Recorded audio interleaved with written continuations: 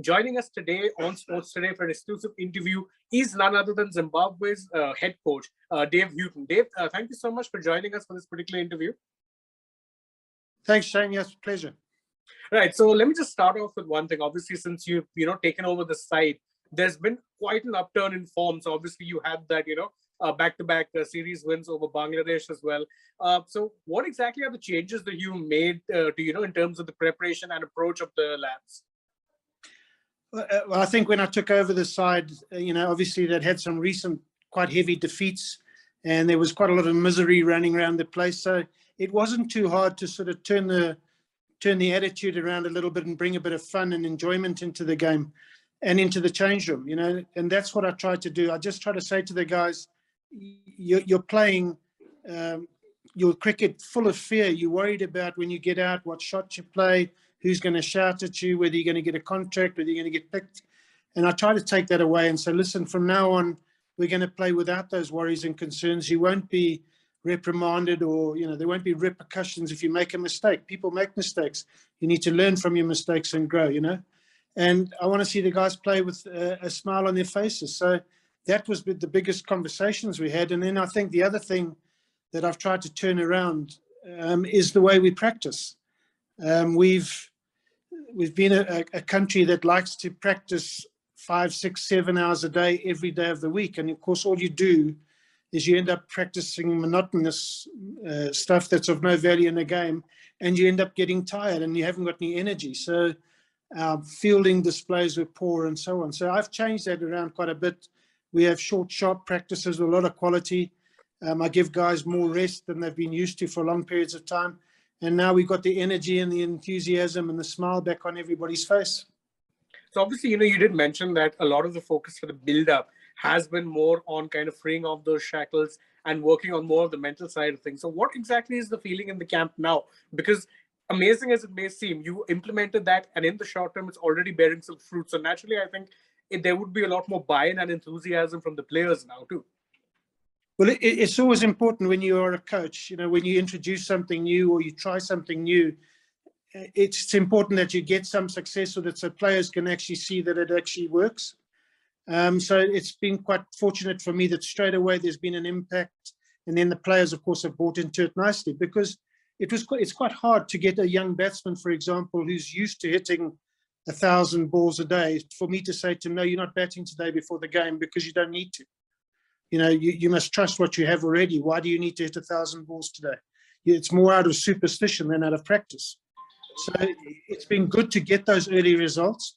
And there has been a real change in the change room environment completely, because there was a time when we would play, and if you look like you're going to get beaten, you'd play the rest of the game out, to save face, make sure we don't get bowled out or that sort of thing, We don't play like that anymore. We haven't done in the last 6 weeks. I want the guys to go out there and have an opportunity to win all the time. So even this last game that we lost, we lost some wickets quite quickly. We ended up about 80 for 9. And I went up to Richie Ngarava, who was batting 10 before he went in, and I said, do you still think we can win? And he said, yes. And him and number 11 went out and put on 60 at about in 40 balls, with 6s and 4s raining everywhere. And that's the thing for me, is they don't believe they can lose at the moment. They really believe they can win, and they want to play that type of cricket. Yes, obviously, you did beat Bangladesh. That was a good result. But India, even without bigwigs like, say, Bumrah and, the likes of Kohli and Rohit not being there, still going to pose quite the massive challenge to the team. So what exactly is the approach going to be? Is it going to change slightly, or is it going to remain the same, given that obviously you have, Super League points at stake here as well? I don't want our brand of cricket or the way we're playing to change one iota. It's whether the guys themselves have enough belief and confidence in themselves yet to be able to continue to play like that against a better side. And don't forget, straight after India, we go to Australia and play the Australian side. And I've seen their team. They've picked their full team. So we've got not just 3 tough games, we've got 6 tough games in a row.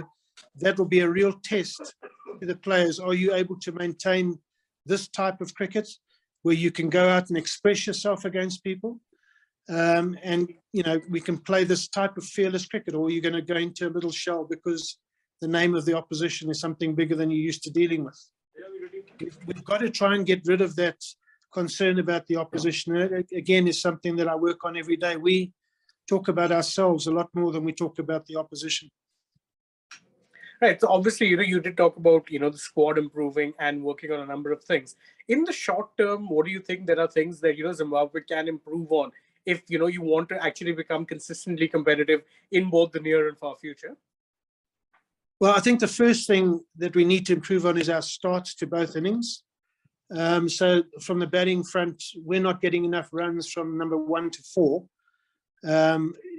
I say that with Innocent Kaya got 100 in the second game batting at number 3, but we're always 3 down for 20 and 4 down for 40.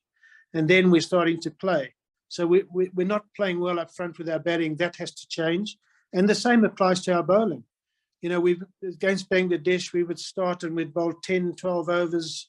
So through the power play and the first few overs after it, and Bangladesh should be 6 and over and no wickets down and not looking like getting out and not really having to take any risks to get the scoreboard moving. So again, we only really started bowling well and shut people down and after that bad start. So that's an area I've spoken to our team about quite a bit. We need to start the game better, whether we're bowling or batting. Right. Also, last question, obviously, which I have in this case is, changes have started coming across. You did say that, your results or your methods are starting to bear fruit. You can see those changes in the team.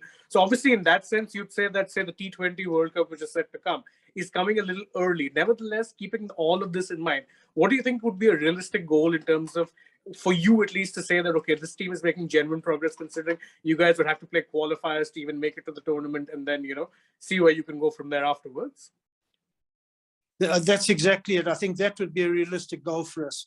We've gone into a group with West Indies, Ireland and Scotland, and we need to either win that group or come second in it to progress to the main draw proper. I mean, that would be the minimum goal for me to show that we're actually improving. I look at that group of 4 and I think there's no reason why we can't win that group. If we continue to play the cricket we played against Bangladesh and the cricket we played even in the qualifiers, albeit against associate member teams, if we play that brand of cricket, there's no reason why we shouldn't win our section there. And then anything can happen when you're in the main draw, but the biggest thing for me and the biggest goal will be to qualify for that main draw. Right. Obviously, that would be the main goal. And thank you so much for joining us and all the best for both the series against India and, of course, the World Cup qualifiers to come. Thank you also so much for joining us. And thank you to all our subscribers for joining us as well. Don't forget to like, share, subscribe, all that stuff. And don't forget that if you are a watcher in the Indian subcontinent, you can catch the India or Zimbabwe ODI series on the Sony Sports Network. Thank you all so much. And thank you once again for joining us. Thanks, Shane. Thanks.